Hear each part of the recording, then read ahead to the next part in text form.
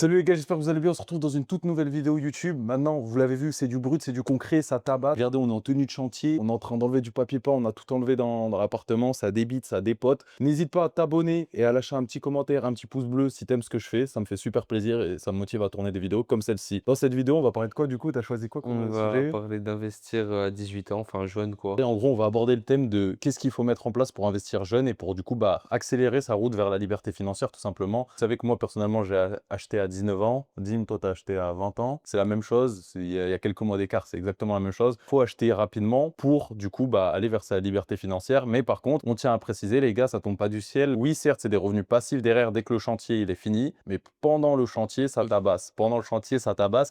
Et si vous voulez des revenus passifs encore plus vite, faut tabasser encore plus vite. Voilà, bref. Qu'est-ce que tu dirais à un jeune de 18, 17 ans qui a envie de se lancer dans l'immobilier et quelles erreurs il faut pas faire, genre? J'ai envie de te dire déjà, je me dirais pas, quelles erreurs faut pas que je fasse. Ouais, c'est vrai, tu vas faire des erreurs Je forcément, je ouais. me dirais plutôt par où je commence. Parce que si le mec il commence à gamberger aux erreurs qui aux Tu erreurs vas faire? qu'il va faire, il va jamais commencer.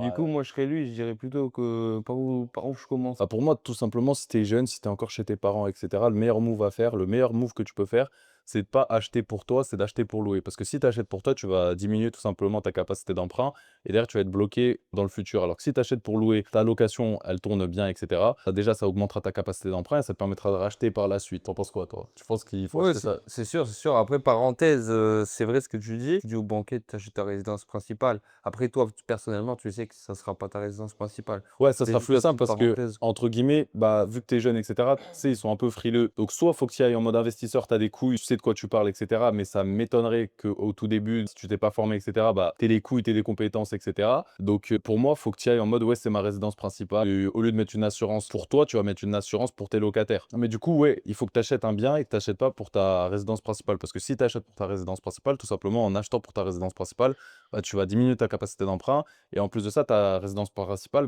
tu la payes tous les mois, tu vois? Tu vas aller travailler. Ton train de vie, il va pas évoluer tout simplement. En fait, tu vas continuer de travailler, mais pour payer ta résidence principale et dans 20 ans, tu seras libre. Mais c'est pas comme ça qu'on fait de l'immobilier, c'est complètement con. Si tu fais de l'immobilier, c'est que tu continues de travailler et qu'il y a des sources d'argent qui viennent en plus s'accumuler à toi et comme ça peut te permettre après de lâcher ton travail. Genre toi, quand tu as commencé déjà à quel âge tu as commencé à te former? Et genre dis-moi un truc bidon que tu pensais genre c'était la meilleure strat à faire. Moi au Ouais. début par exemple, je pensais tu achètes ton bien et tu le loues nu, tu vois? Tu le loues sans rien et c'est la meilleure strat à faire, tu vois? Ouais. Sérieusement, je pense vers 17 ans. Ouais, ça doit être ça, 17 ans, 18 ans, déjà un peu plus sérieusement. Une erreur que je pensais au départ, Ouais. enfin que tout le monde, pense un peu, c'est tu te dis quand tu te renseignes un peu sur l'immobilier: «Je vais acheter ma résidence principale, comme ça déjà, dans 20 ans entre guillemets, Crédit. j'aurai plus de crédit et dans 20 ans je serai bien». Mais au départ, quand tu te renseignes sur l'immobilier, beaucoup se renseignent juste pour acheter déjà leur résidence principale. Ouais, c'est ce que Parce que j'allais même dire. pour acheter ta Ce que résidence j'allais principale, il faut quand même un minimum de connaissances, tu vois? Ouais, il faut un minimum de connaissances, mais tu vois, moi, ce qui me fait rire, c'est qu'il y a des gens qui disent qu'ils s'y connaissent en immobilier, ils ont juste acheté leur résidence principale. Pour moi, tu as acheté ta résidence principale, tu t'y connais pas en immobilier, tu t'y connais pas en location, tu t'y connais pas en immobilier, tu as juste acheté ta résidence principale. Genre, il y a beaucoup de gens, moi, qui viennent me voir et qui me disent, ouais, moi, mes parents, ils s'y connaissent en immobilier, ils ont hérité de ça, ils ont leur maison principale. Mais les gars, avoir une maison, c'est pas un truc de ouf, hein. Acheter sa maison, aller chez un notaire, c'est pas un truc de ouf. C'est facile, tout le monde peut le faire. Il te suffit juste d'avoir une situation stable. Investir, être un investisseur immobilier, c'est là toute la différence. Faire plein de calculs, savoir quel est le bon bien, etc. Ça, il y a pas beaucoup de gens qui le savent. Ou alors, si tu en as dans ton entourage, tant mieux pour toi, mais demande-leur combien ils génèrent avec leur bien immobilier parce que tu vas voir qu'il y a aussi des investisseurs qui aujourd'hui font pas d'argent, tu vois, qui aujourd'hui ont eu un parc immobilier grâce à de l'héritage, La des dernière trucs fois, comme j'ai ça. vu une stat que le patrimoine des Français, donc le patrimoine, je vois l'immobilier, et cetera, je crois que Ouais. c'était dû à 70 d'héritage, Ouais, mais ouais, mais tu ouais, vois? ouais, Je ouais. sais plus exactement, enfin bref, c'était énorme. Mais ouais, mais en fait, dites-vous que la majorité des gens qui ont une maison, vos parents, et cetera, c'est pas forcément des cracks, c'est pas forcément et je dis pas qu'on en est, hein, je dis pas du tout qu'on en est, mais je dis juste que c'est pas forcément des cracks, c'est pas forcément ils ont pas fait que forcément quelque chose de ouf pour en arriver là et ce qu'ils ont actuellement, ça leur génère peut-être même pas d'argent. Peut-être ça se trouve, ils en perdent, mais ils savent pas, ils connaissent pas tous ces calculs. Donc les gars, renseignez-vous bien sur les personnes de votre entourage. Après voilà, on n'est pas en train de cracher sur l'héritage, parce que nous, on sera bien contents de laisser en héritage, à nos enfants. Juste sachez que il faut tirer des connaissances de beaucoup de personnes et de plein d'endroits et un maximum. Parce que si vous restez enfermé sur vos croyances limitantes, vous n'allez pas avancer. Moi, honnêtement, au début, quand j'ai voulu me lancer dans l'immobilier, par exemple, je pensais que faire un prêt sur 15 ans, c'était la meilleure des choses. Parce qu'on m'avait dit, fais un prêt sur 15 ans, j'avais entendu. Tu rembourseras plus vite. Ouais, tu rembourseras plus vite, c'est la meilleure des choses. Tu sais, il y a des Ouais, gens c'est vrai. qui pensent vraiment ça encore actuellement. Mais en fait, c'est totalement faux. Et je me suis pas limité à ça et je me suis pas dit, ouais, dans ma famille, on m'a dit ça, donc il faut que je fasse comme ça. Je suis allé chercher des informations ailleurs, ailleurs, ailleurs, ailleurs, ailleurs. Et en fait, je me suis rendu compte que c'est complètement débile de faire ça. Et que malgré eux, ma famille, c'était pas eux les fautifs, c'est qu'on leur avait dit ça et qu'ils sont pas allés chercher ailleurs. Moi, je suis juste allé chercher ailleurs les informations. En allant grappiller des informations, des informations, des informations, bah, au final, c'est vous qui allez faire votre propre jugement et vous allez comprendre souvent que ce que la majorité des gens font, bah, c'est un peu débile, quoi. Et il faut peut-être l'améliorer. Je sais pas ce que t'en penses, hein. Ouais, c'est sûr. Bah, si t'écoutes Tata Jacqueline, Pierrot et machin, et Manu. Ouais, c'est ça, c'est que les gars, faut vraiment aller chercher des informations partout et surtout aller chercher des informations auprès de gens qui ont des vrais résultats, qui ont déjà fait, pas des gens qui sont juste là et qui en parlent comme ça. Du coup, on va revenir un peu sur la résidence principale. Il y en a beaucoup aussi qui économisent dans le but d'acheter. Alors, ça, c'est encore pire, ça. Le- Parce que ceux ils achètent leur résidence principale sans apport, ça va encore.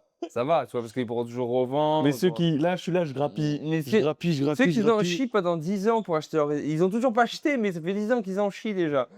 Mais ceux qui en chient des 10 ans pour acheter leur résidence principale, pour avoir un bon apport, tu Ouais, sais, ouais. et j'aurais beau comme ça, j'aurais des plus petites mensualités. Donc le bonhomme, tu vois, il va attendre 50 000 € d'épargne, tu vois, pour investir. Mais le problème C'est-à-dire dans tout ça, pendant 15 ans, il vit pas le bonhomme, hein. Pendant 15 ans, il mange des pâtes, il c'est en peut qu'avec plus. avec 50 000 €, tu aurais pu en acheter au moins 5. Le problème avec ces gens-là, c'est qu'ils économisent, ils économisent, ils économisent pour après, bah, dès qu'ils ont cet argent, ils foutent tout au même endroit et voilà.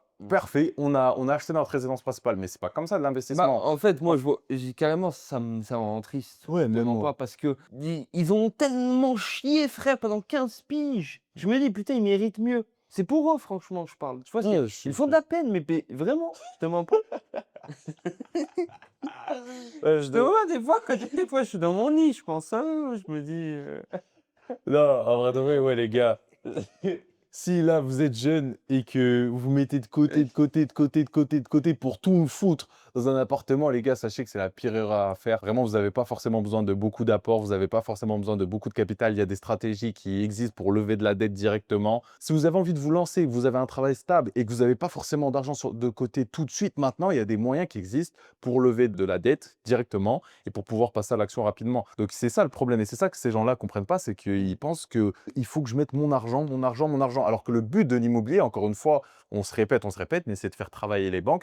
Et c'est juste que la banque te prête tant, bah toi, tu le rends tant et tu prends un bénéfice en plus. C'est juste ça. C'est juste ça. Il y a pas 1000 calculs à faire. Parce qu'aujourd'hui, vraiment, si vous avez pas mal d'épargne, 50 000, 100 000 €, admettons, je serais à ta place et je sais pas, 20, 30 000 €, 50 000 € de côté, et ben, ce que je ferais, tu vois, c'est que, comme je le disais auparavant, je diviserais en fait par tranche de 10 000 et je ne me mettrais pas plus de 10 000 € d'apport sur chaque bien. Et comme ça me permettrait d'acheter plusieurs biens que je mettrais en location. Ouais, ça, c'est la technique vraiment débutant, débutant. Tu vois, Débutant, alors, mais débutant, c'est j'achète, je mets tout dans le premier. Débutant un peu plus renseigné, c'est ça, c'est juste tu découpes. Donc, en tout cas, j'espère que cette vidéo t'a plu. De toute façon, tu vas voir, ça va être que des vidéos où on parle facecam, ça va être cash. Au moins, tu auras de la valeur comme ça. Si ça t'intéresse, ça t'intéresse. Si ça t'intéresse pas, tu te casses. Tu l'as vu, on a parlé assez cash. Maintenant, c'est que comme ça dans les vidéos YouTube. J'ai envie que ça tabasse et de vous donner un maximum de valeur. Si tu as des petites questions, n'hésite pas à écrire en commentaire. Si tu as envie de rejoindre Brick Elite, mon gars, le lien est dans la bio. Abonne-toi à la chaîne, lâche un petit pouce bleu, ça fait super plaisir. avant de lâcher un pouce bleu, surtout lâche ton épargne.